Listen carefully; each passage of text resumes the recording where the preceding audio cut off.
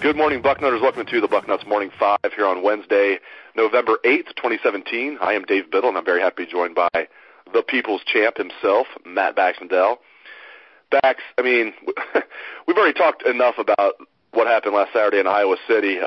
Let's push it forward, though. I mean, you get your ass kicked like that, and I know it happened earlier this year, but, I mean, this was completely embarrassing, in my estimation, and more embarrassing than the Clemson loss, because you lose by Clemson. Yep.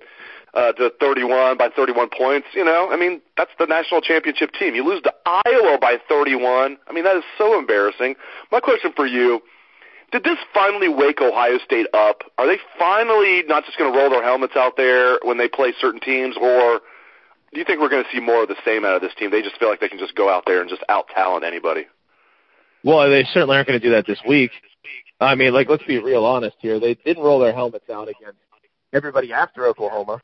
And they beat Penn State. It seemed like they were walking around with their grapefruits in their hands, you know, bending their knees like they were monkeys or something. Like, oh, look, I got big balls. I'm going to walk on the field high. Oh, and then Iowa kicked them in them. And that's what happened to the Buckeyes. I mean, this is just terrible, just absolutely terrible, that effort that we saw from the Buckeyes in that game.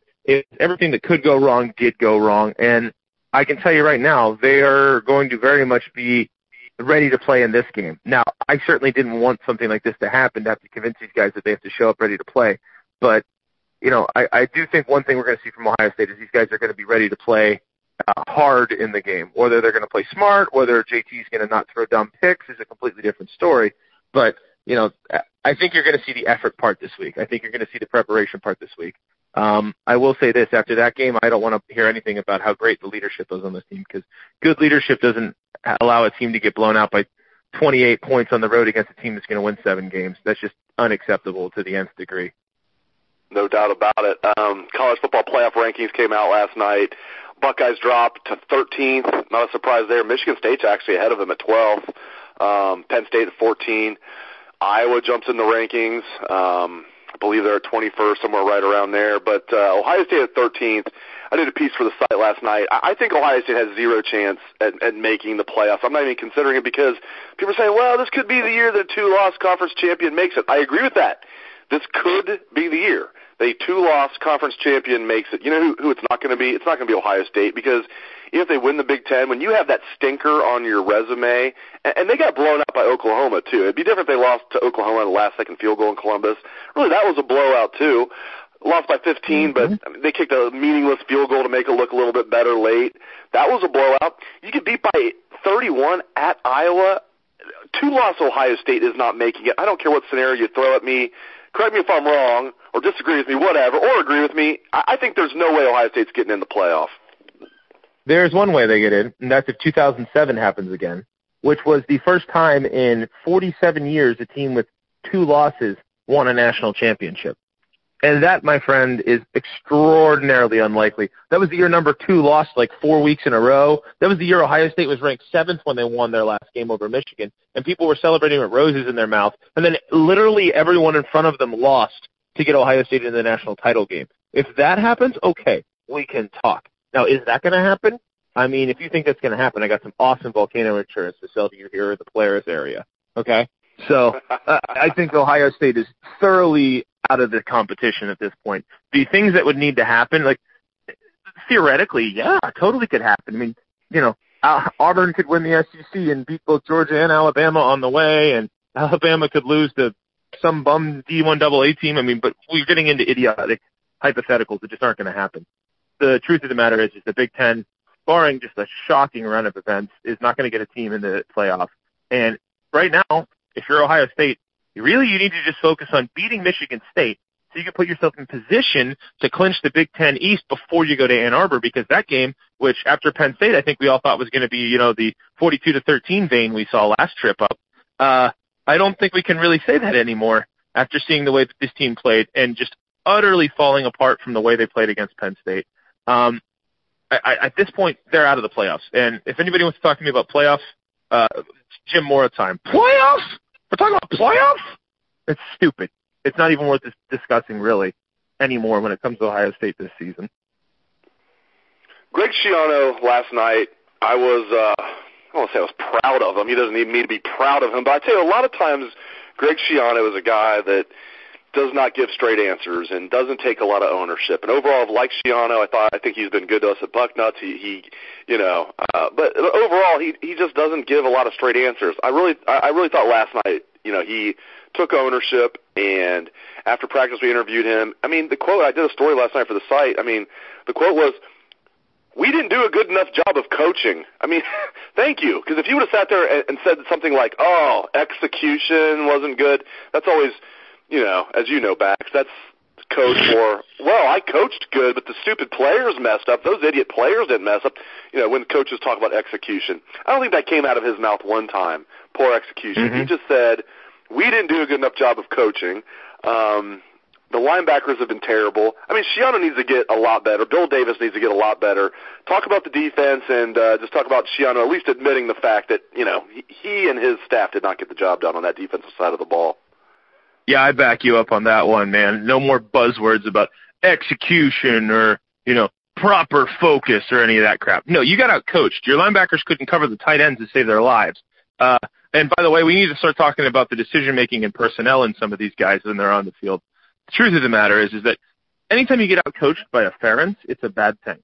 All right? I had, wrote the bucket, and somebody was like, "Well, you're going to apologize to Kirk Ferentz now?" Hell no, I'm not going to apologize to Kirk Ferentz. He's the same mediocre coach we've seen for years that can't involve his tight ends and doesn't recruit talent. They just happen to have a great game against OSU. They do this once every 13 years in Iowa City. It's a horrifying game for Ohio State, right? This is just – Schiano knows that he blew it. And by the way, Schiano standing up there, I'm glad he took ownership of it. If he wants to be a head coach again in college football, then he's going to have to take ownership of it. That's the bottom line truth.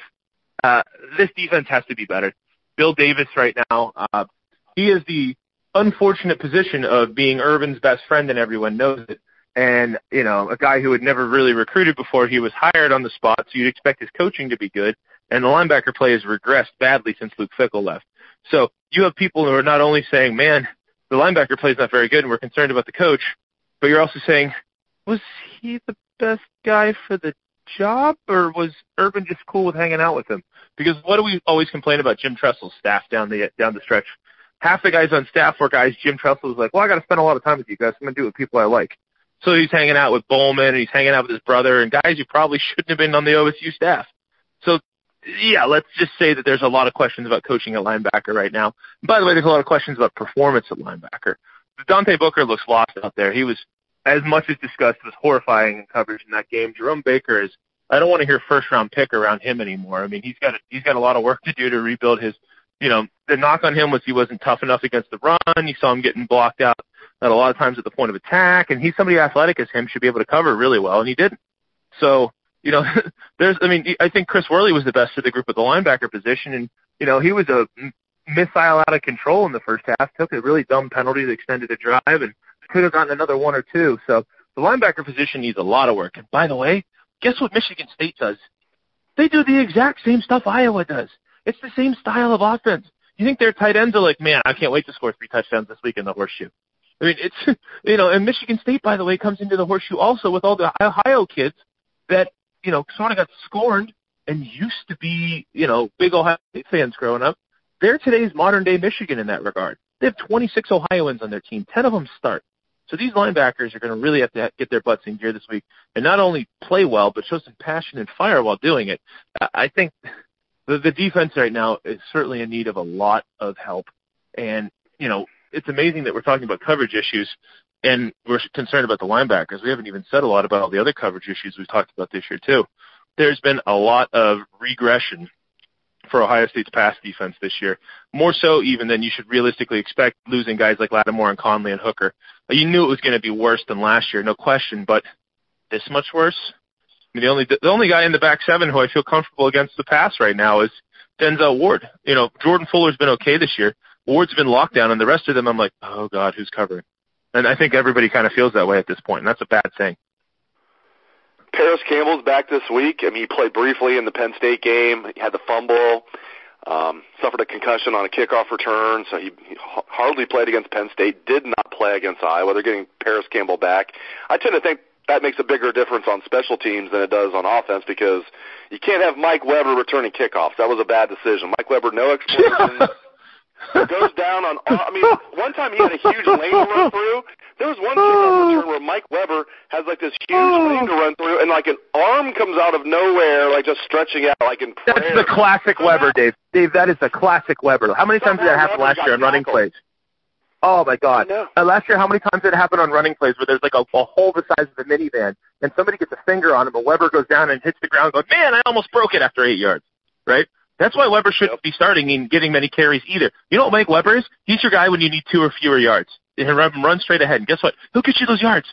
But when you have a giant hole like that, I don't know, maybe give it to J.K. Dobbins, maybe give it to somebody else, anybody else on kick returns.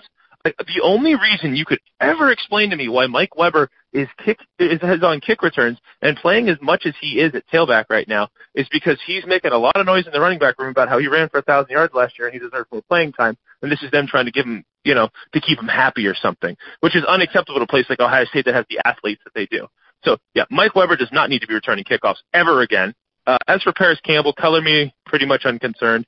Yay, let him return kicks. I mean, what's he going to do on offense at this point, It seems like Campbell always has issues with not being able to hold on to the ball. He gets hurt frequently.